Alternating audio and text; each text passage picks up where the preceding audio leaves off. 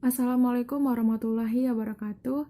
Perkenalkan, nama saya Santia Marta Saputri, NIM 19002085. Saya ingin menampilkan hasil analisis saya tentang citra lembaga. Menurut Sandra Oliver tahun 2006, citra merupakan suatu gambaran mental sikap tentang ide dari perusahaan atau lembaga yang ditunjukkan kepada masyarakat atau publik.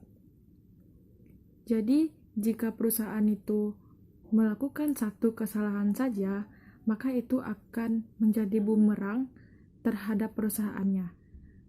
Dan jika perusahaan itu melakukan sesuatu, berbuat sesuatu, itu harus difikirkan dan didesain beratus-ratus kali agar masyarakat bisa menerima apa yang ingin disampaikan oleh perusahaan. Selanjutnya, ada 3 istilah citra yang lahir dalam beberapa konsep. Yang pertama yaitu penilaian, yang kedua anggapan atau pendapat, yang ketiga gambaran tentang sesuatu. Ketiga konsep tersebut muncul akibat apa yang disampaikan oleh perusahaan.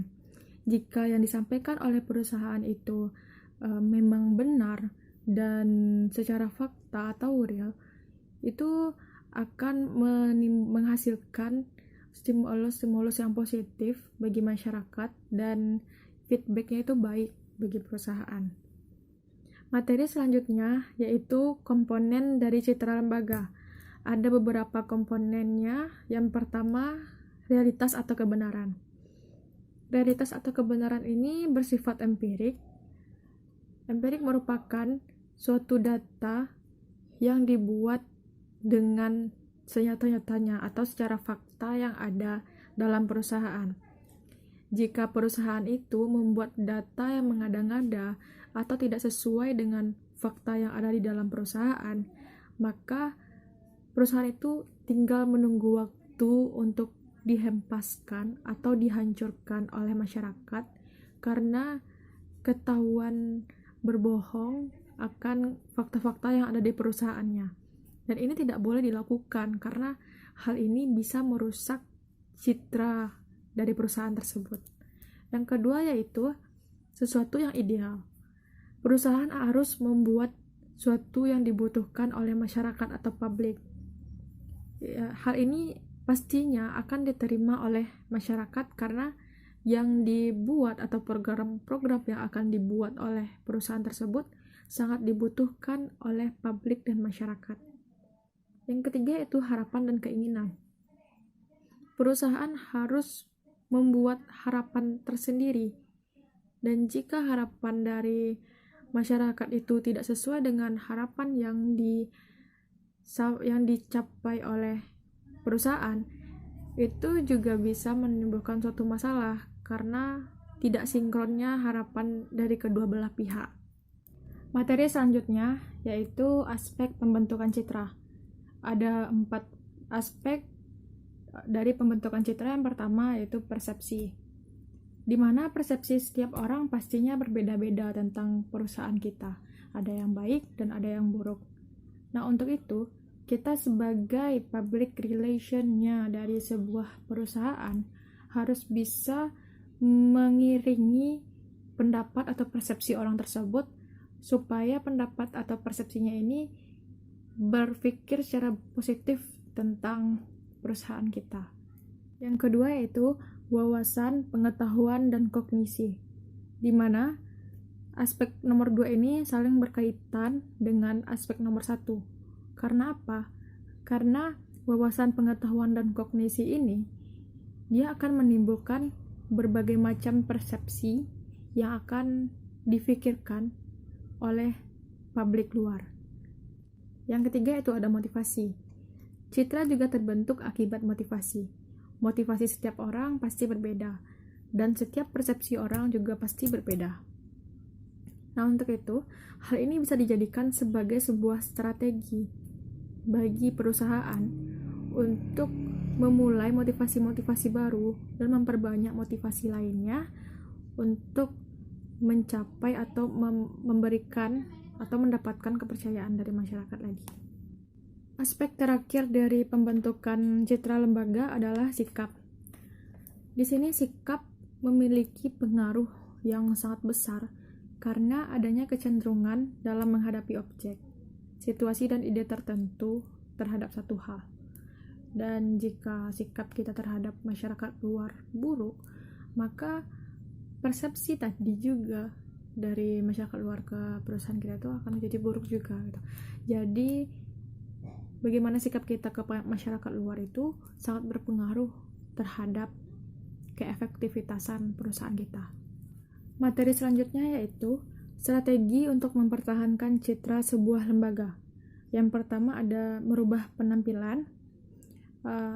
Ini harus selalu diperhatikan karena setiap penampilan dari perusahaan itu akan dilihat oleh masyarakat dan terus dikomentari apakah semakin baik atau semakin buruk, apakah sudah berkembang atau belum.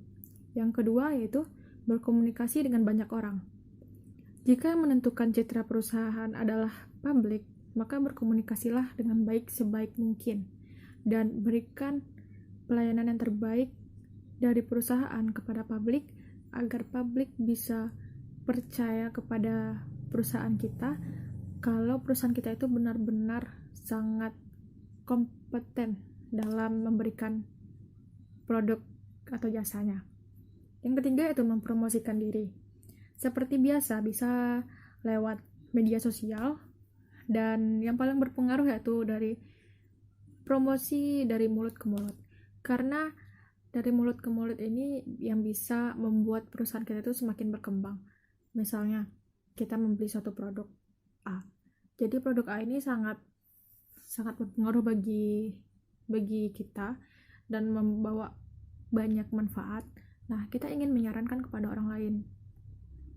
Jika dia mau memakai produk ini, maka dia akan mendapatkan hasil yang sama dengannya. Itulah yang menjadikan pemasaran dari mulut ke mulut ini sangat cepat atau berkembang. Yang keempat yaitu menjaga reputasi. Reputasi yang sudah terbentuk dengan baik harus dijaga dan dipertahankan agar tidak terjadi masalah yang tidak diinginkan.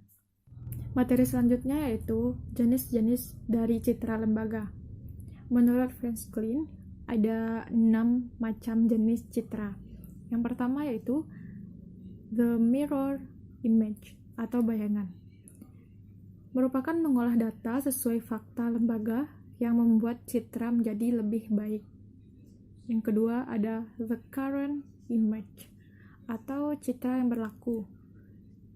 Di sini citra yang sudah ada pada stimulus atau pikiran publik akan terus stuck di situ apabila tidak kita perbaharui atau kita kembangkan citra perusahaan tadi. Yang ketiga ada the wish image, yaitu citra yang diharapkan. Di sini apa yang kita ingin kita capai dan hal itu pasti positif karena kita mencapai tujuan yang kita inginkan. Yang keempat, corporate image merupakan citra dari lembaga atau organisasi secara keseluruhan, tidak bagian per bagian. Yang kelima ada citra majemuk dan yang keenam ada citra yang baik dan yang buruk. Materi selanjutnya ada manfaat citra lembaga. Ada 3 manfaat dari citra lembaga. Yang pertama, meningkatkan daya tarik perusahaan.